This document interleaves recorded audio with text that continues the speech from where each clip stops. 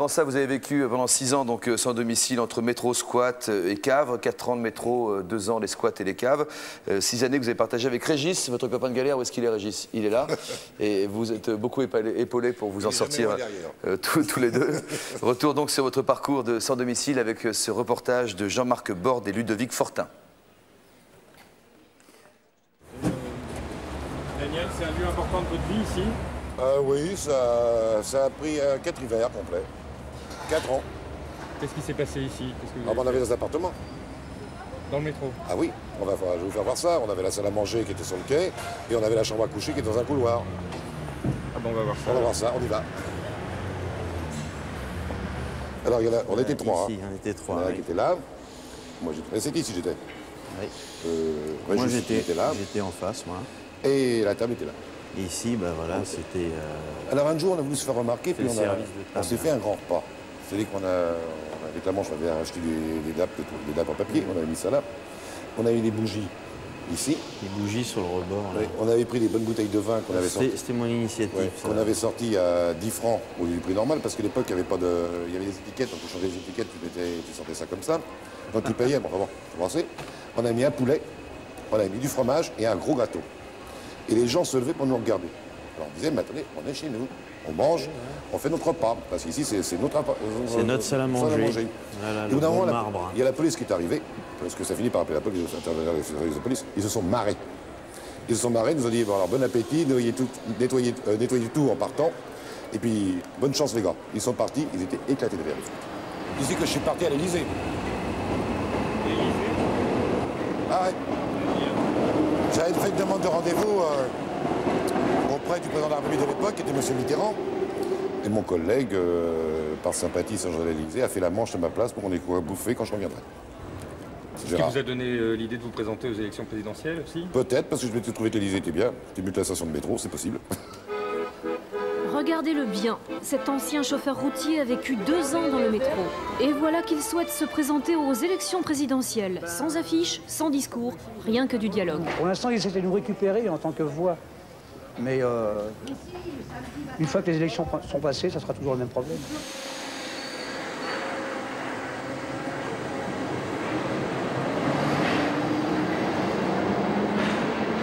Le pauvre homme qui dort en face, c'est pas très marrant. Bon, on va aller dans la chambre à coucher. Si on a fait ça comme ça. On va aller à la bedroom. Alors voilà exactement où c'est qu'on dormait. Là. Voilà. C'était ici. Là, c'était là. On avait 2-3 cartons. Et puis pendant un moment, on s'était bien débrouillé. On avait été dans une association. On avait réussi à choper 2 duvets. Alors là, c'était l'Amérique. Parce que sinon, c'était sur un carton comme ça, et avec la veste, ce qu'on avait à l'époque, hein, voilà.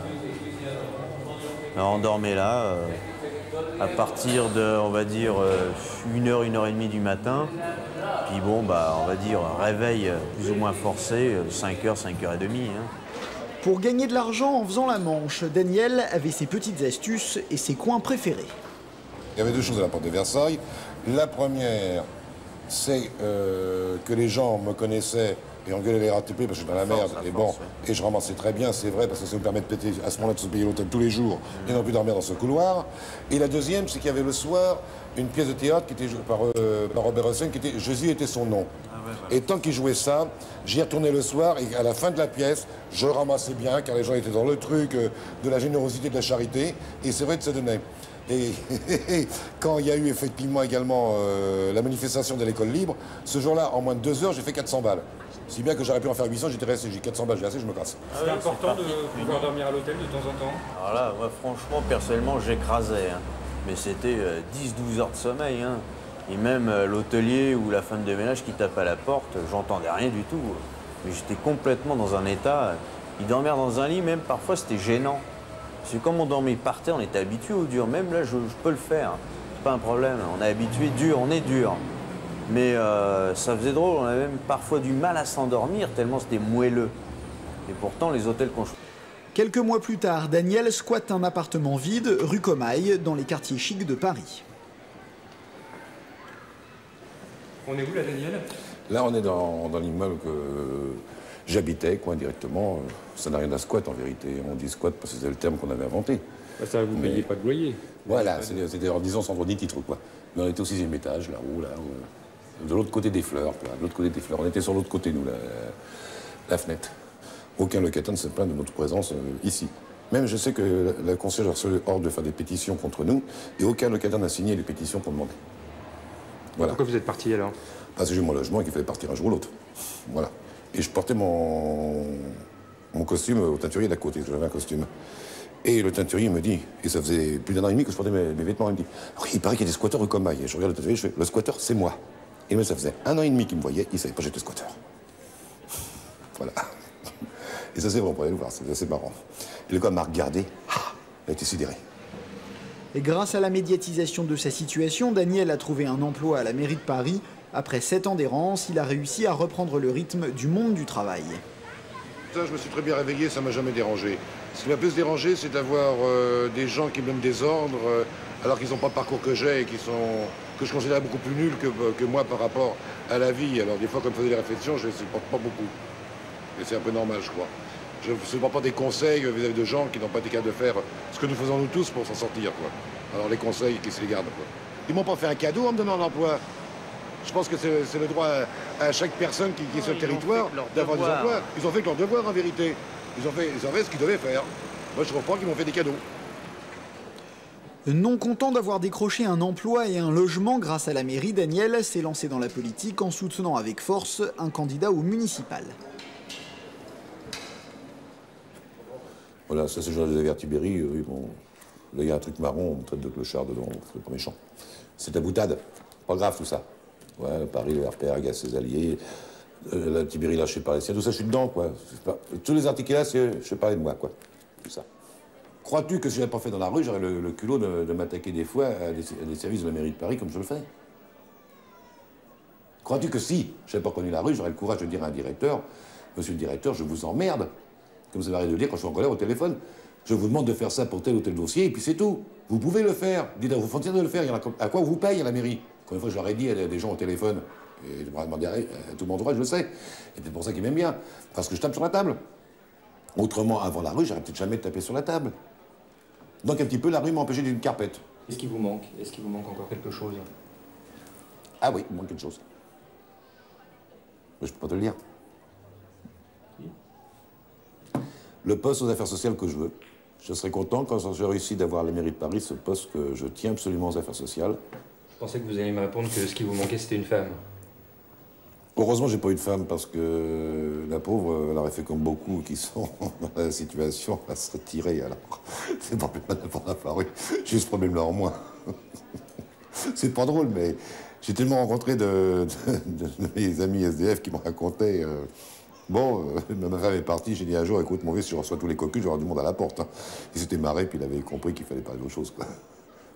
Moi, j'ai pas été marié, ça, j'étais routier, j'ai vécu ma vie. J'ai pas de femme, je suis tranquille, comme ça, j'ai eu ce souci-là en moins quand je me suis cassé la figure. Voilà le reportage de Jean-Marc Bordes, de Ludovic Fortin. Ça peut être un peu choquant de vous entendre dire que quand vous parlez d'une femme, ça pourrait être qu'un souci de plus. Oui, parce que surtout quand j'ai vu la tête que j'avais en 93. Bon, passons. C'est-à-dire? Ben, je me suis pas trouvé très joli. Mais aujourd'hui, vous imaginez, vous envisagez d'avoir une femme? Oui, ça se peut. S'il y a une stabilité totale. D'accord. Votre copain Régis, qu'on voit dans le reportage et qui est donc derrière vous dans le public, est-ce que lui aussi a eu la chance de trouver un emploi? Actuellement, je suis en contrat emploi solidarité à la ville de Paris. Merci à la ville de Paris quand même. Mon contrat se termine fin août, mais j'ai bon espoir pour plus tard, bien entendu. Mais j'aimerais particulièrement vous remercier sur votre émission, parce que je pense que c'est l'une des premières où on fait réellement une émission qui dure un certain temps pour les personnes qui s'en sont sorties. Et ça, je vous dis encore merci aujourd'hui. Bon, bah, tant mieux que ça vous plaise, Régis. Merci. Vous voulez ajouter autre chose? Pas pour ça. D'accord. Et pourquoi vous avez décidé de vous lancer dans une carrière politique, Daniel, en étant candidat à la candidature en 95? Ben déjà, quand on a lancé cette affaire du candidat à la candidature, c'était pour faire démontrer que les sans domicile fixe existaient véritablement. Il ne faut quand même pas oublier qu'à l'époque, on parlait très peu des sans domicile fixe, que la médiation commençait seulement. Et au fur et à mesure, ça avançait. Donc il fallait trouver quelque chose et on a trouvé la candidature à la présidence de la République. La médiatisation, quoi. La médiatisation, pour attirer l'attention, pas du moi, parce que tout le monde regarde dans la rue, j'avais la ridicule, mais surtout de faire savoir que le monde SDF existait et que ceux qui n'étaient pas des parias de la société, comme on nous voit encore tous les jours aujourd'hui, et quand je vois qu'un de mes collègues se masque un petit peu parce qu'il a peur de perdre ses clients, c'est quand même cette étiquette dans le dos. Et que c'est pas drôle d'avoir cette étiquette dans le dos, même 10 ans après. Et donc il faut avoir le courage de la porter et de dire, bon ben, on est là, on existe, et c'est un problème municipal. Un problème municipal, c'est donc un problème politique. Je ne suis pas d'accord qu'on disait, la Manche, c'est pas bien. Mais effectivement, on est obligé de la faire un jour, la Manche, si on veut bouffer. Ou alors on va voler dans les magasins, car on a tous été chapardés. Alors ça, je crois qu'ici, on est nombreux à le dire, qu'on est rentré dans les supermarchés et qu'on a pris des fois quelque chose qu'il ne fallait pas prendre. Enfin, c'était de la bouffe, c'est le principal. Et qu'on prenait des risques de se retrouver en prison. Bon, les supermarchés, ne déposez pas plainte, parce que c'était ridicule avec un fromage et 3 saucisses de vous envoyer au tribunal. Mais en vérité, on transgressait la loi. Mais qui nous forçait à transgresser la loi? Donc il fallait faire la manche. C'est pour ça que vous avez décidé de vous lancer en politique, de devenir Est-ce que vous pensez que vous serez meilleur que les autres si vous occupez les SDF? On n'est jamais meilleur que les autres, mais on connaît le terrain et on a un petit peu son cœur pour le faire parce qu'on a connu cette merde, excusez-moi de parler comme ça. Donc on peut un peu plus comprendre les problèmes d'urgence qu'il y a à régler immédiatement qu'en dehors de celui qui ne l'a pas connu, qui va faire être son bon cœur, qui va le faire être son cœur de travailleur social ou d'élu. Il va dire j'essaye de faire quelque chose, mais il ne l'a pas vécu. Donc il ne peut pas comprendre la personne qui va le trouver, qui est dans l'urgence et qui a besoin de traiter l'urgence. On va écouter Emmanuel Moreau tout à l'heure, qui est le directeur d'antenne de Radio France Urgence. On écoutera ensuite Jean-Guy Di Giorgio, qui est président bénévole de Vega, qui aide les SDF à se réinsérer. Maintenant, je voudrais quand même interroger Nicole Castioni, qui elle aussi s'est lancée en politique. Vous avez un peu plus de 40 ans. Depuis 5 ans, vous êtes donc député en Suisse, à Genève. Est-ce que c'est pour des raisons similaires à celles de Daniel que vous êtes lancé en politique? Ou comparables en tout cas? Non, je ne pense pas que c'est similaire à ce qu'a pu vivre Daniel. Par rapport à ce que vous disiez tout à l'heure, par analogie à la problématique des SDF et à la politique, moi je me demande si c'est vraiment un problème de volonté politique ou de priorité politique. Parce que c'est vrai que si un élu municipal veut absolument aider les SDF, il faut qu'il en ait les moyens. Et je pense qu'au sommet de la pyramide, les moyens ils ne sont pas là, donc c'est un autre problème. Je ne pense pas qu'il se situe vraiment au niveau des élus locaux, il se situe au niveau des budgets de l'État et au niveau du fonctionnement de l'État. Et le fait que le SDF ne fasse pas souvent usage de son bulletin de vote, est-ce que ça rentre aussi en ligne de compte dans le fait qu'on s'occupe moins d'eux? C'est vrai que c'est pas un facteur très... c'est vrai que le SDF n'est pas un facteur électoral très important, puisqu'en fait, en principe, ils ne votent pas, et puis ils n'ont pas vraiment une parole, ils n'ont pas vraiment, la possibilité de le faire. Est-ce que vous pouviez imaginer, Nicole, ce parcours quand vous vous êtes retrouvée à 21 ans sur un trottoir de la rue Saint-Denis? Est-ce que vous l'imaginiez à l'époque, qu'un jour vous en sortiriez, vous auriez une famille, vous seriez heureuse autant qu'on puisse l'être et élue du peuple? C'est évident que quand j'avais 21 ans, j'ai pas pensé une seconde que j'allais me retrouver. Non, évidemment, j'ai pas fait un saut en avant comme ça pour m'imaginer aujourd'hui. C'est comme j'ai de la peine aujourd'hui à m'imaginer comme j'étais à 21 ans. Donc c'est très difficile. Chaque période ayant un but, ayant une histoire en fait. C'est vrai qu'à 21 ans, j'étais dans une histoire qui m'a complètement dépassée. Qui a duré 5 ans. Hein. Qui a duré 5 ans. C'est vrai que la rue, moi, je ne l'ai pas connue de la même manière que vous. Ouais. Je l'ai connue d'un autre côté parce que je ne vivais pas dans la rue. Moi, j'habitais à l'avenue de Versailles dans le 16e, donc je ne peux pas vraiment dire que j'étais précarisée. J'étais pas précarisée à l'avenue de Versailles, pas à Versailles. J'aurais pu aussi. J'étais pas précarisée dans mon quotidien. Je veux dire, j'avais une vie à peu près normale, sous réserve, effectivement, si on peut appeler ça normal, le fait d'aller à la rue Saint-Denis pour gagner sa vie et puis pour se prostituer. Combien d'heures par jour dans la rue? Ça dépendait, j'avais 21 ans, donc j'avais pas besoin d'y rester très très longtemps. J'avais pas beaucoup de problèmes. En fait, vous aviez un quota d'argent à gagner, c'est ça? Alors moi, j'étais sous l'emprise d'un proxénète, enfin dans un réseau de proxénétisme, et j'avais pas beaucoup de solutions pour pouvoir m'en sortir. Donc c'est vrai que je devais tous les jours amener un montant qui était de 4 000 francs par jour, en moyenne. Et bon, à 21 ans, ça allait, mais le problème, c'est que moi, j'avais pas grand-chose. La seule chose que j'avais, je me le mettais dans les narines parce que j'ai sniffé de la coke pendant un sacré bout de temps.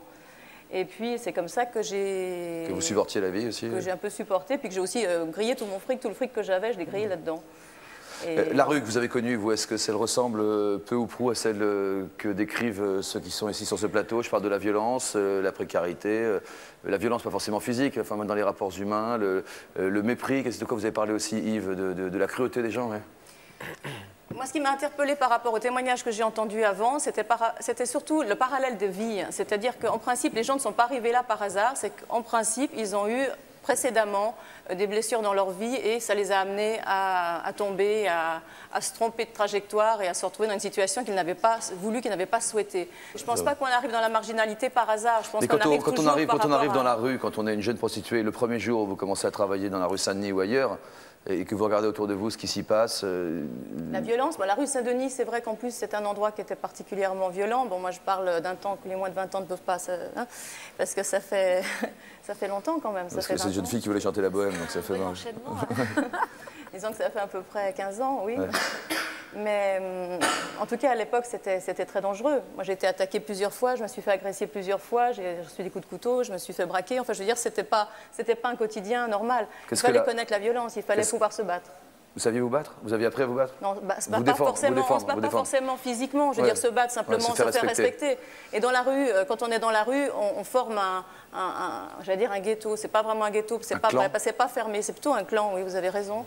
On s'entraide plutôt parce que le but c'est d'essayer de survivre et puis de pouvoir se protéger, de faire un système de milice en fait. Qu'est-ce que la rue vous a appris?